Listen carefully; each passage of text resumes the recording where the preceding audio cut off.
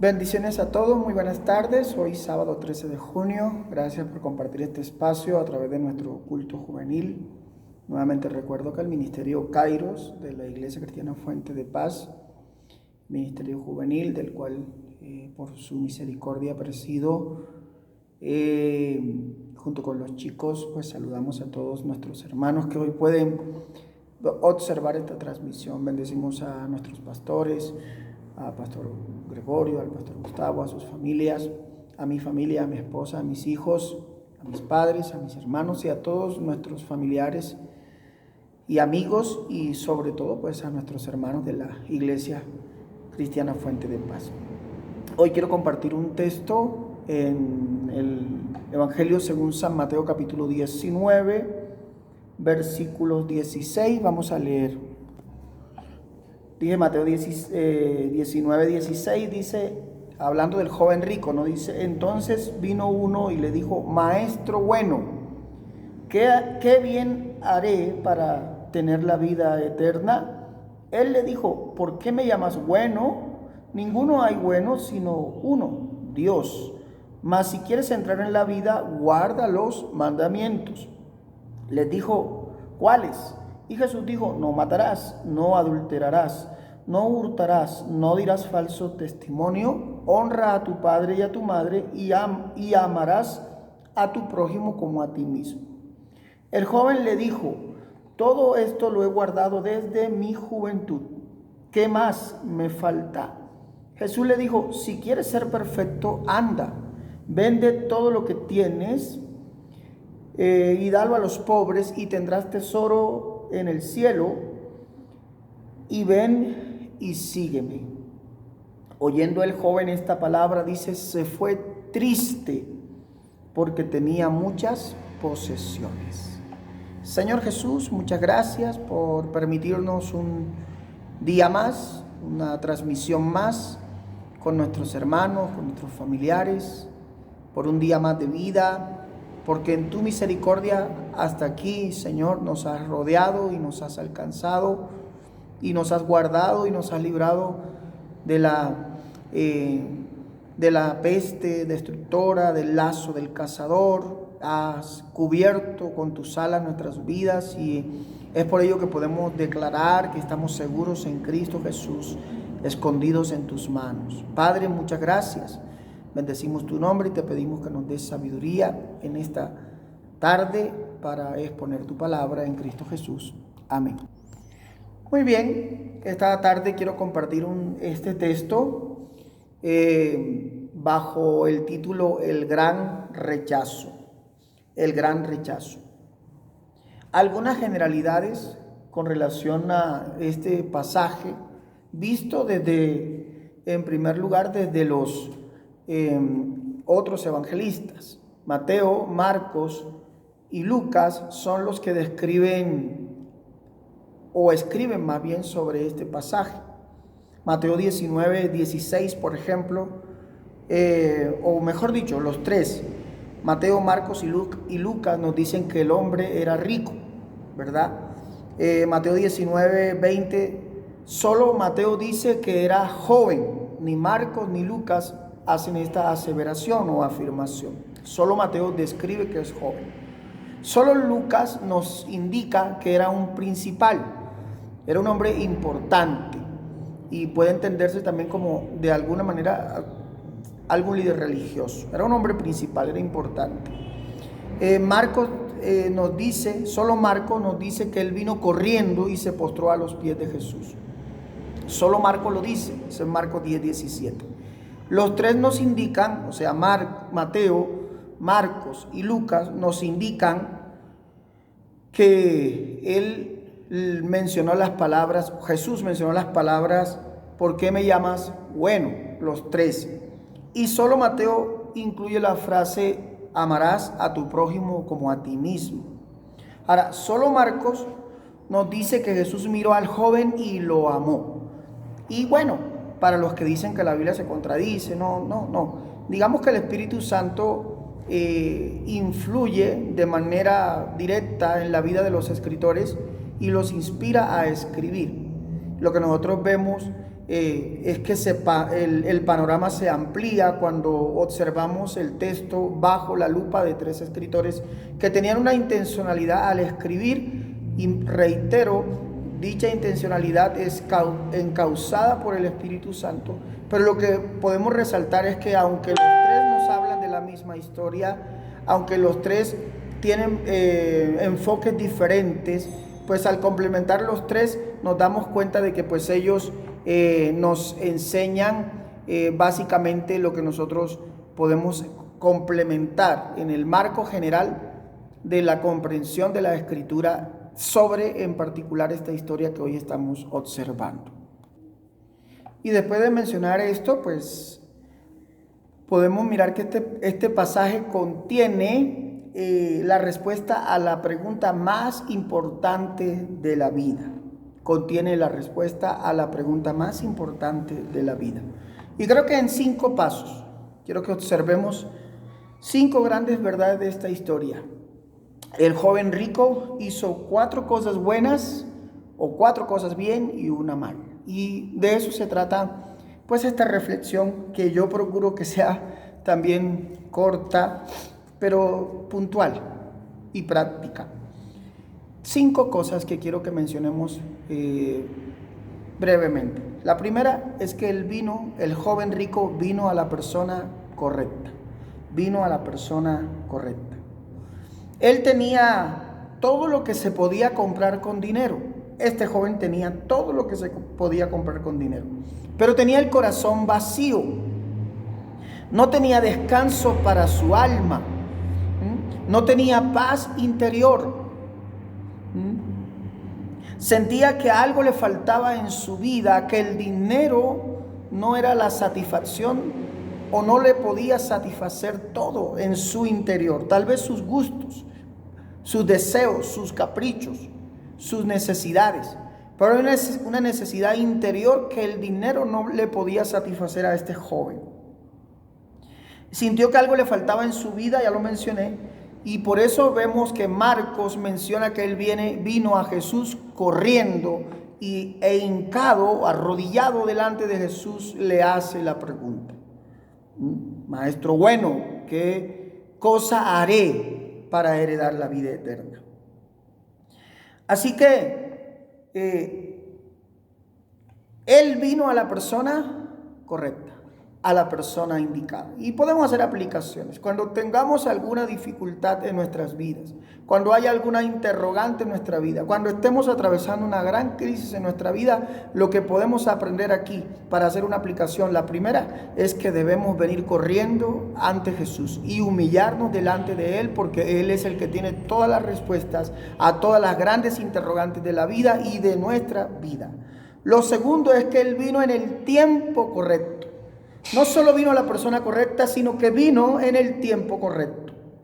Este joven rico que gobernaba sobre otros, eso se infiere de las palabras de Lucas, que dice que era un principal, cuando sintió la necesidad interior, una necesidad, un vacío, como habíamos mencionado, de salvación, cuando él no se sentía salvo, cuando no sentía seguridad de ser salvo, de tener salvación, él viene a Jesús. Él vino a Jesús en el tiempo correcto, en el momento apropiado, en el momento indicado. Tal vez era la única oportunidad. Jesús se dirigía hacia Jerusalén, a lo que nosotros conocemos como su semana de pasión y finalmente su crucifixión. Tal vez era la única oportunidad que este joven rico tenía de encontrarse con Jesús. Y por eso decimos que él vino en el tiempo correcto. Y haciendo otra aplicación, la segunda es: hoy puede que sea para nosotros la oportunidad indicada, que sea el tiempo correcto para venir a Jesús. Para Dios lo que cuenta es el hoy. El mañana no existe, el ayer ya pasó. Hoy se nos presenta una nueva oportunidad. Ayer pudimos equivocarnos, embarrarla, pecar, pero hoy tenemos una nueva oportunidad. Y el mañana es incierto, no sabremos si llegaremos al mañana, ni sabemos qué sucederá en el mañana, pero lo tangible, lo veraz y lo real es que hoy es nuestro día, el vivir día a día, el nuestro presente, es lo que nos faculta o nos da la oportunidad de encontrarnos con Jesús. Y mientras tengamos vida, está la oportunidad de acercarnos a Él. Hoy es el tiempo correcto para que tú te acerques a Jesús. Lo tercero es que Él hizo la pregunta correcta. Él viene a la persona correcta, en el tiempo correcto, hace la pregunta correcta. Y en la Biblia encontramos muchas preguntas que revelan, cada pregunta revela como la intencionalidad del corazón. Por ejemplo, Caín hace la pregunta, ¿acaso soy yo guarda de mi hermano? Revela sus intenciones malévolas o la maldad de su corazón, porque él sabía perfectamente que había matado a su hermano. Los fariseos hacían preguntas a Jesús y lo único que tenían en su corazón era la maldad para hacer caer o intentar caer a Jesús. Pablo tiene un corazón sincero, Saulo tiene un corazón sincero cuando dice, Señor, ¿quién eres tú? ¿Verdad? Para que yo te siga, para que yo te sirva. Saulo hace la pregunta, una pregunta buena, pero la pregunta de las preguntas, la pregunta más importante de la vida y la pregunta más importante en la Biblia la hace este joven rico. Maestro bueno, ¿qué bien haré para heredar la vida eterna? Él hizo la pregunta correcta. Y me parece interesante que él en la postulación o en la formulación de su pregunta, él dice, ¿qué bien haré? Porque era que la ley enseñaba que se debía hacer para lograr tener un resultado, para lograr tener una consecuencia buena. Es decir, la ley enseñaba que tú no eras salvo si no hacías. Por eso él en la formulación de su pregunta dice, ¿qué bien haré para heredar la vida eterna?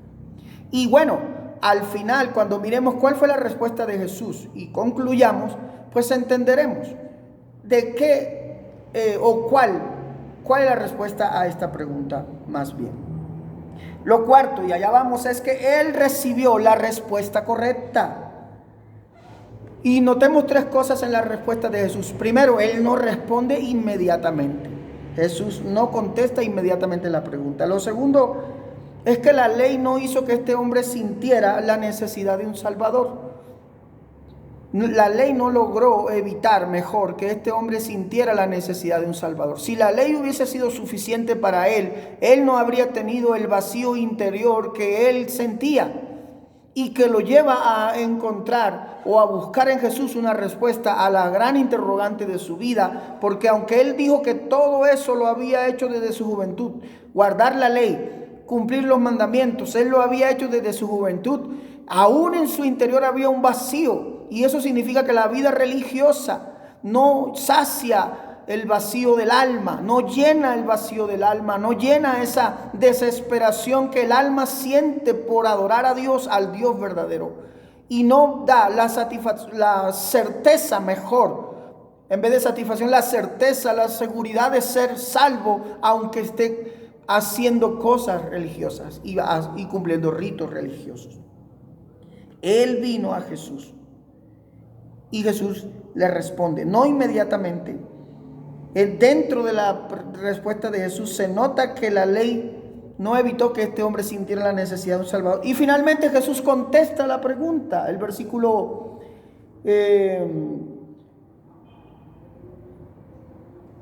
21 dice, Jesús le dijo, si quieres ser perfecto, anda, vende lo que tienes y dalo a los pobres y tendrás tesoro en el cielo. Y luego dice, y ven y sígueme.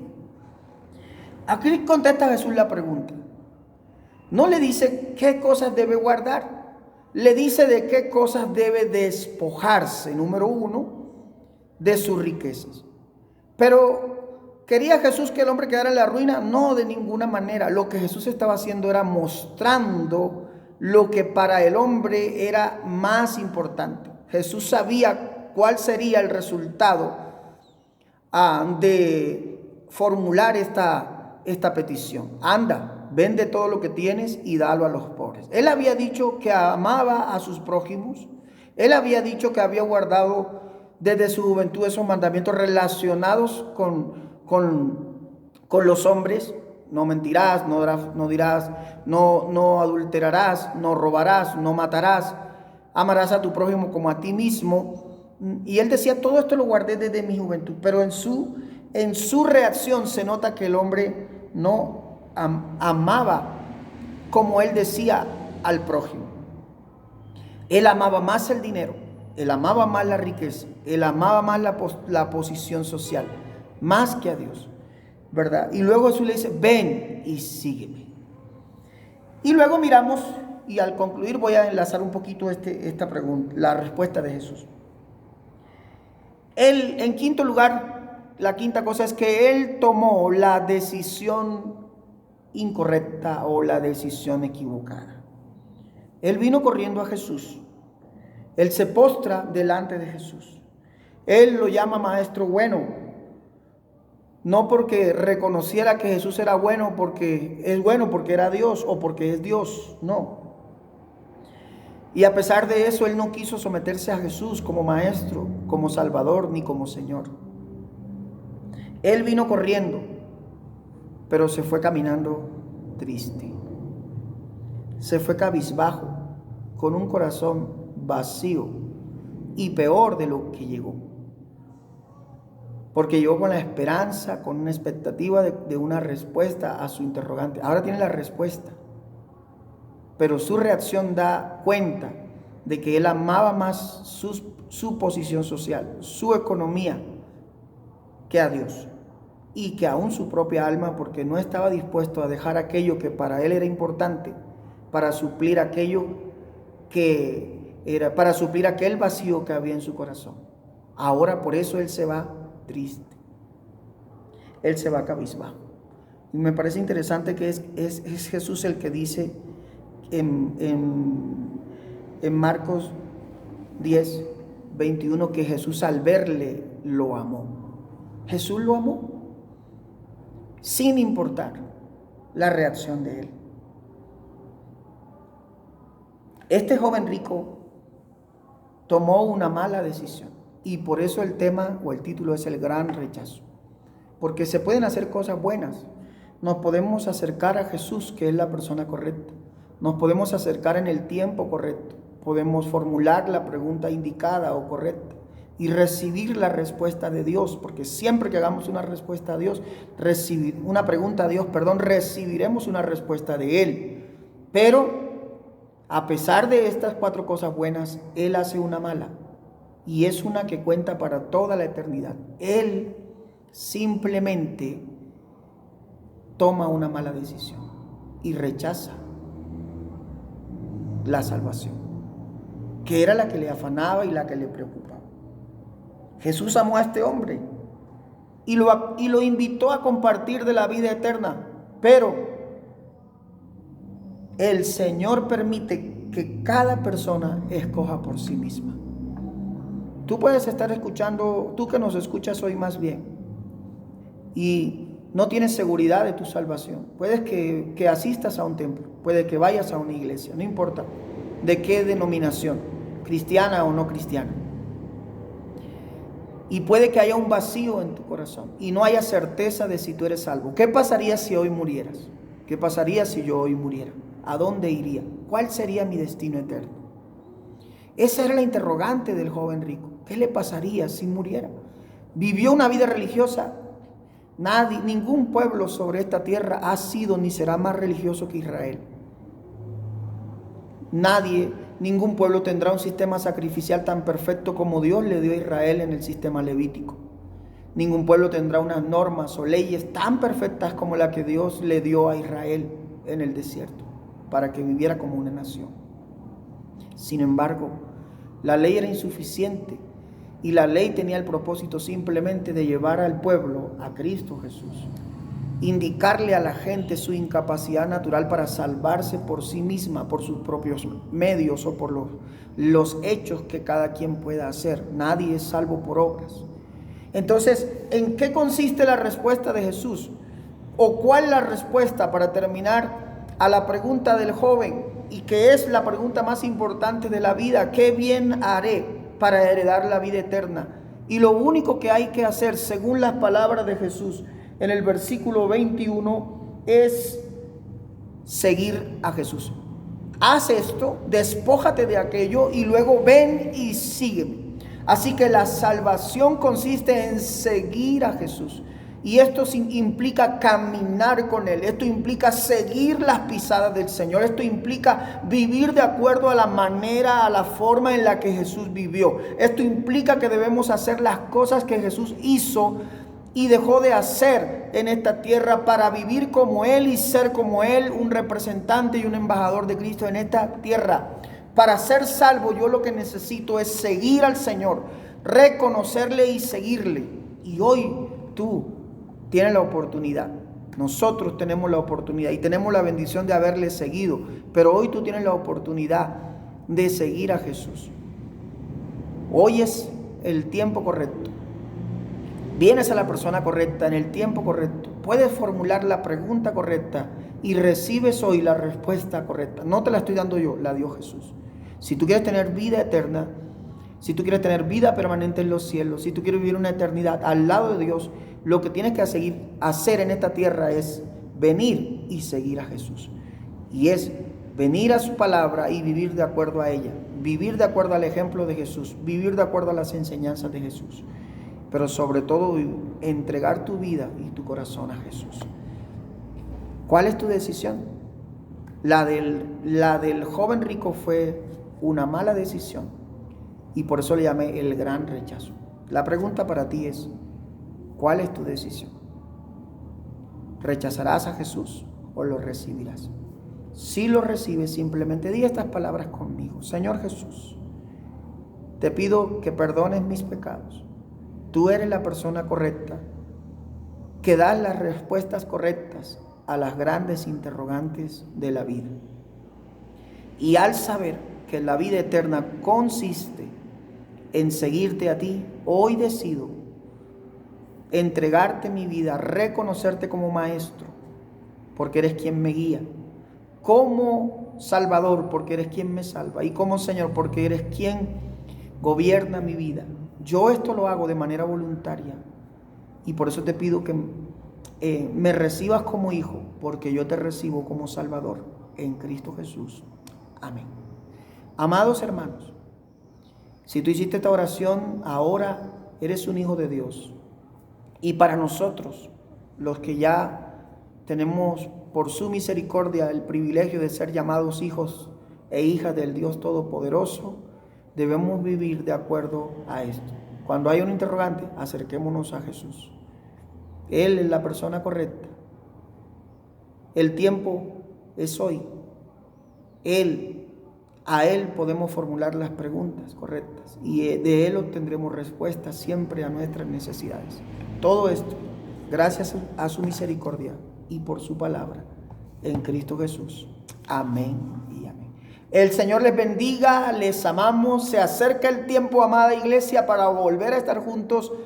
Ya el día de mañana ya se realiza el primer piloto, la prueba piloto en la iglesia de Agua Azul Casanares, donde el pastor Elmer Benjumea. Eso nos da esperanza de que pronto estaremos nuevamente reunidos en nuestros templos. No en la misma forma que antes, pero tendremos la oportunidad de venir otra vez a nuestra casa, a adorar en comunidad de manera distinta. Pero ¿cuánto cobra importancia las palabras del salmista cuando dijo: oh, cuánto me gocé, cómo me alegré con los que decían, a la casa de Jehová iremos? O el Salmo 100 que dice que debemos... creo que ese día se va a cumplir ese salmo en nuestra vida. Vamos a entrar por sus puertas con alegría, con acción de gracias. Dios les bendiga, amados hermanos. Saludos a todos los ministerios, saludos a los pastores, saludos al grupo de alabanza juvenil o al grupo de jóvenes que ministra alabanza estos sábados, y a nuestro grupo de alabanza de la congregación, a Alejandro, a Daniel, a sus familias. Los bendigo y bendigo a todos nuestros hermanos en el nombre de Jesús. Amén y amén.